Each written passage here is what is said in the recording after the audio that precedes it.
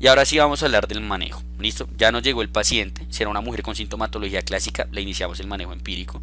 Si era un hombre, le solicitamos uroanálisis, o si la mujer tenía síntomas atípicos, le solicitamos uroanálisis urocultivo y le iniciamos un manejo empírico cuando el uroanálisis nos salió patológico.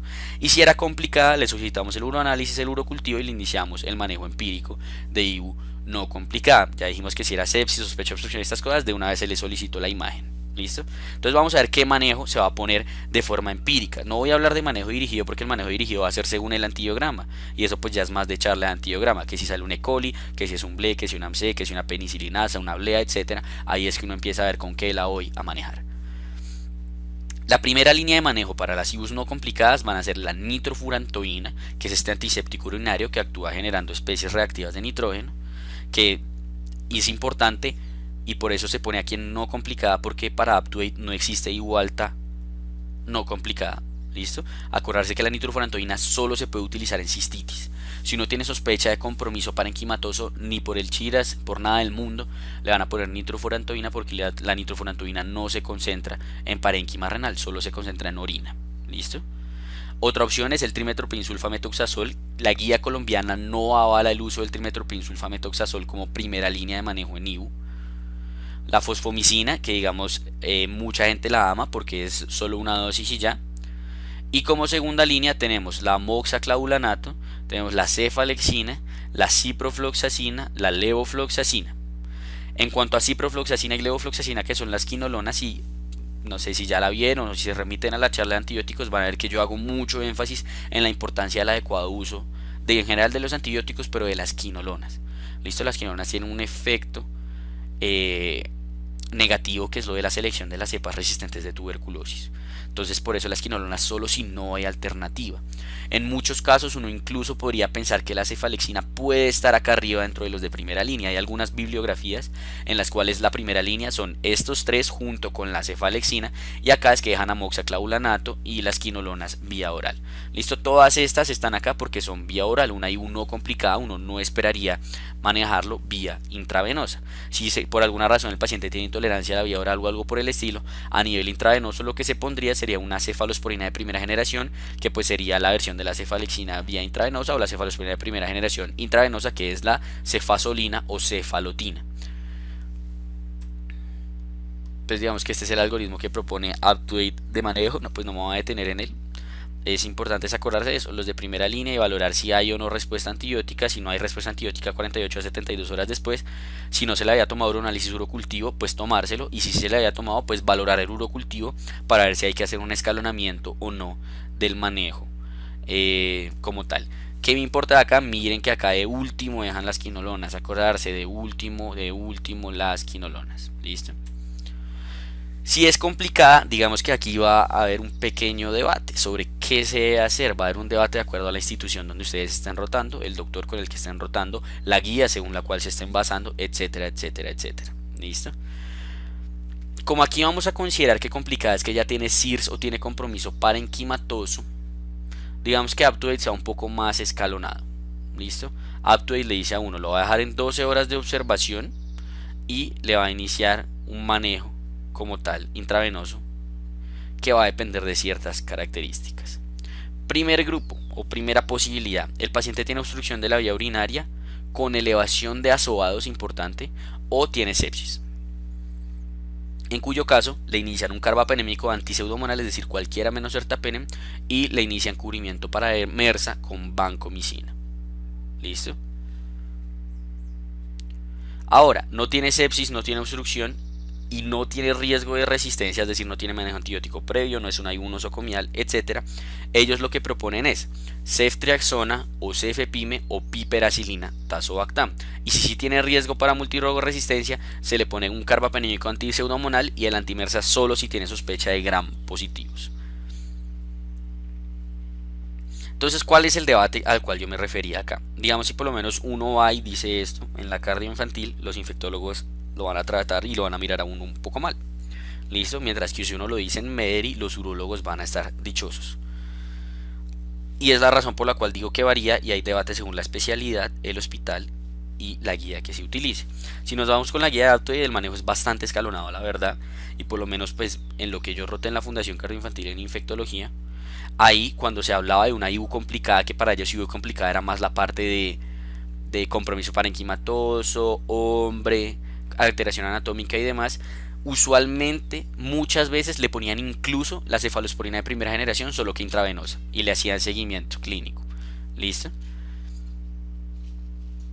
¿Qué pasaba? Si ya estaba séptico, si ya estaba en verdad ya con un deterioro y uno tenía su sospecha de que de pronto el paciente se podía maluquear, ya no se iban con la cefalosporina de primera generación, sino que se escalonaban hacia una aminopenicilina con un inhibidor. Entonces le ponían ampicilina sulbactam. Rara vez le ponían el piptazo. ¿Listo? O sea, rara vez iban a cubrir pseudomona. Cubrían pseudomona si era intrahospitalario, nosocomial y cosas por el estilo que ameritaran cubrir una pseudomona con un piptazo o con un cefepime. ¿Listo?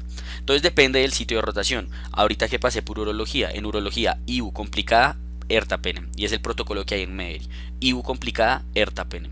IU en un diabético, ertapenem. IU en un paciente con alteración anatómica, ertapenem. Pielonefritis, ertapenem. ¿Listo? Yo no estoy del todo de acuerdo con esto ni con todo este protocolo que propone UpToDate porque es muy importante hacer un uso juicioso de antibióticos. O sea, uno tiene que tener en cuenta su contexto.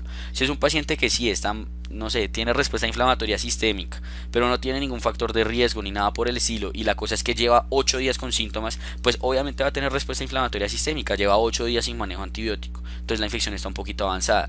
¿Por qué no ponerle una cefalosporina de primera generación? O sea, tampoco nitrofurantoína porque de pronto hay alguito en el parénquima, pero pongámosle una cefalosporina de primera generación, ¿sí?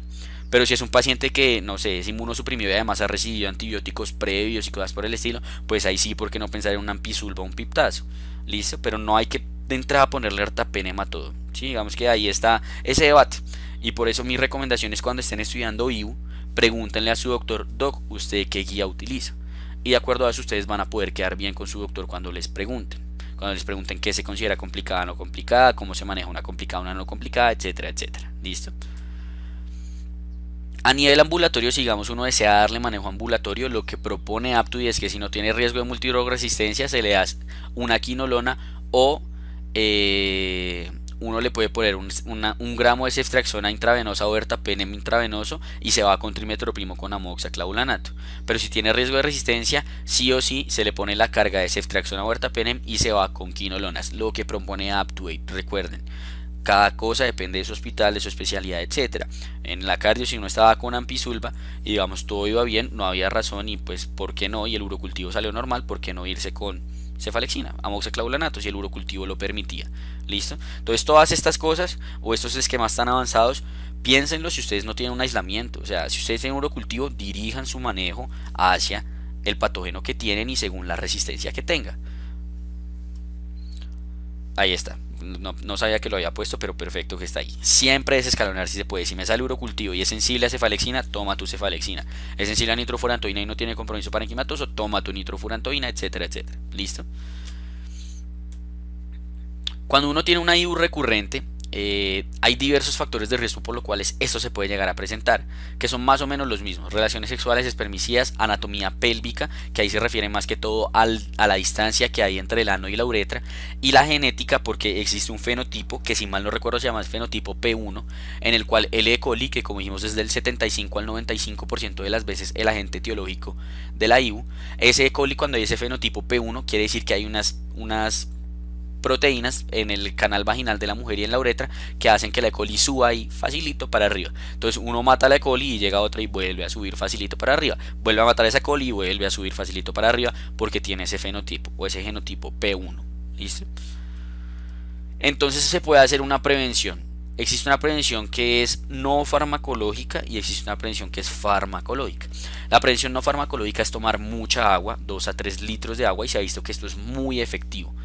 La otra, que no tiene tanta evidencia y que uno podría llegar a pensar, es la micción postcoital. No tiene evidencia, pero lo que dice UpToDate y la gran mayoría de biografías, pues no se sabe si sirve o no, pero pues usted no pierde nada haciéndolo. Entonces si hay una IU recurrente, ¿por qué no? Haga micción después del coito. En cuanto a la anticoncepción, el hecho de no utilizar pues espermicidas le va a mejorar también la IU recurrente. Y ahí faltan los arándanos. Los arándanos es exactamente igual que la micción postcoital. No se sabe si sí, si no, pero pues usted no pierde nada tomando jugo de arándanos. Entonces tome jugo de arándanos. Ahora, si nos vamos por la parte del manejo farmacológico, que uno dice esta paciente, usualmente IU recurrente la suelen asociar a profilaxis antibiótica. que ese es el manejo antibiótico o el manejo farmacológico. Existen tres formas en las cuales se puede aplicar esta profilaxis antibiótica: una continua, una poscoital y otra que es el automanejo. En cuanto a la continua, que uno habla de 6 meses mínimos, lo que se hace es precisamente dar un antibiótico todos los días por 6 meses. La poscoital es que la mujer solo se toma el antibiótico después de tener coito, y el automanejo es que la mujer cuando empieza a sentir síntomas empieza a tomarse el antibiótico. Digamos que eso no sería como profilaxis, pero pues entra ahí dentro de los esquemas de manejo de IU recurrente. Los que se van a utilizar y los que se recomiendan en Colombia son trimestoprim, nitrofurantoína y cefalexina, y Aptoid habla también de fosfomicina, ciprofloxacina. ¿Cuál digo yo nunca jamás en la vida? Pues cipro, o sea, nunca, por favor, Dios mío, no manden ciprofloxacina para una IU recurrente. ¿Qué le van a poner ciprofloxacina 6 meses a una mujer? Dios santo, si a esa mujer le da una tuberculosis es multiresistente. ¿Listo? Entonces háganlo con las que hice aquí en Colombia: trimestoprim, nitrofurantoína, cefalexina, etcétera. ¿Listo? ¿Cuál es el debate que hay acá? Hay alguna literatura que es a favor y hay otra que es más o menos en contra. Lo que está en contra es que dice, bueno, sí, o sea, le estamos evitando un montón de IUs a la mujer, pero cuando esa mujer de verdad se infecte, eso va a ser por un patógeno o va a ser por un bicho feo. Va a tener una resistencia fea y va a tener manejo antibiótico intravenoso, hospitalización, etc. Y lo otro que hablan es los eventos adversos, especialmente con la nitrofurantoína. Digamos que hay el miedo de que una dosificación tan prolongada de nitrofurantoína se produzca el evento adverso que quizá más se le teme a la nitrofurantoína, que es la fibrosis pulmonar. Entonces digamos que hay ese debate ahí, pero pues actualmente se hace mucho uso de la profilaxis antibiótica en mujeres con IVs recurrentes. Ahí está, pues las que propone la guía colombiana, la Infection, la del 2017. Las que están acá que dicen Colombia son la del 2017. Esta es la Infection, que es de años antes, que ahí sí hablan también de cipro y demás. Otros manejos, ya hablamos de los arándanos, los estrógenos tópicos se cree que pueden llegar a servir, la toma de probióticos como el lactobacillus, el uso de antisépticos urinarios, que es más la parte ya como homeopática, y ahí están en estudio unas vacunas que van en contra del FIMH de coli, que se cree que podrían llegar a servir para prevenir las IUs. Y pues la valoración por ginecología, si se sospecha, si uno sospecha que tiene un cistocele o algo por el estilo que le puede estar predisponiendo a esa IU recurrente, pues que la manden para ginecología. Y ahora, por último, si mal no recuerdo, creo que esto es lo último, vamos a hablar un poquito de bacteriuria asintomática. De la bacteriuria asintomática, ¿qué hay que decir? Lo primero, la definición. Son 2 urocultivos positivos del mismo microorganismo en un paciente sin síntomas. Y en hombres, o si es por sonda, se habla de solo un urocultivo positivo. La bacteriuria asintomática no es igual a manejo antibiótico, eso es lo que tiene que quedar claro. ¿Listo? Y es por lo que quizá los urólogos pelean muchísimo con los médicos generales, porque ven bacterias en un uroanálisis y mandan antibiótico. No, nosotros dijimos al inicio y está en mayúscula: una infección de vías urinarias sí tiene síntomas y esa es la que se maneja de forma antibiótica. La bacteriuria asintomática no. La bacteriuria asintomática, con la guía que salió el año pasado de la ITSA, lo volvió a rectificar. Los únicos casos en los cuales se maneja una bacteriuria asintomática son 2: mujeres embarazadas, porque existe el riesgo de la ruptura prematura de membranas, partos prematuros y demás asociado a la presencia de bacterias, y por eso se maneja; y cuando al paciente se le va a hacer intervención de la vía urinaria, porque hay el riesgo de que esa bacteria que tiene ahí se le suba, pues digamos, a un grado más arriba y ya genere una infección como tal establecida. Solo en esos 2 casos se maneja, y es la razón por la cual en urología siempre que van a hacer un procedimiento, antes se le toma un urocultivo al paciente para darle pues un antibiótico ahí durante y posterior al procedimiento o a la intervención de la vía urinaria. Existen otros que hablan como primeros 3 meses posterior a un trasplante, de cirugía de cadera o de columna, pero eso no tiene evidencia. ¿Listo? Realmente los 2 que están actualmente avalados por la ITSA son embarazadas e intervención de la vía urinaria. Nada más. ¿Listo? Entonces espero todo haya quedado claro en cuanto a lo que es infección de vías urinarias. Acordarse, si tienen su doctor, pregúntele: doc, ¿usted qué guía utiliza para saber cómo van a clasificar complicada, no complicada, y qué manejo van a utilizar en complicada, no complicada? A grandes rasgos, acordarse: una complicada va a ser CIRS, compromiso parenquimatoso, y si le meten las otras cosas que Aptoid dice que no, va a ser alteración de la vía urinaria, va a ser un paciente monorreno, va a ser un paciente post-trasplante, diabético mellitus, va a ser inmunosuprimidos, etc. Si la IU es no complicada, usualmente, y pues pueden llegar a no solicitar un análisis, aunque realmente en la práctica lo que ustedes van a ver es que a todos le piden un análisis, porque más que todo va a ser en urgencias. A nivel ambulatorio, pues muchas veces ustedes que le van a pedir un uroanálisis para que el paciente venga en 3 meses a manejarse la IU. Si está con síntomas, pues dele su manejo ambulatorio si fue por consulta externa. Entonces, si es una IU no complicada, le van a dar manejo vía oral, que idealmente va a ser con nitrofurantoína, fosfomicina o cefalexina. Algunos hablan de trimetoprim-sulfa, pero mejor trimetoprim-sulfa reservarlo. ¿Listo? Y si es una complicada, ahí sí ya varía de con quién estén rotando y demás. Si ustedes ven que el paciente no está tan complicado y demás, ¿por qué no una cefalexina, una cefazolina, perdón, intravenosa? ¿Listo?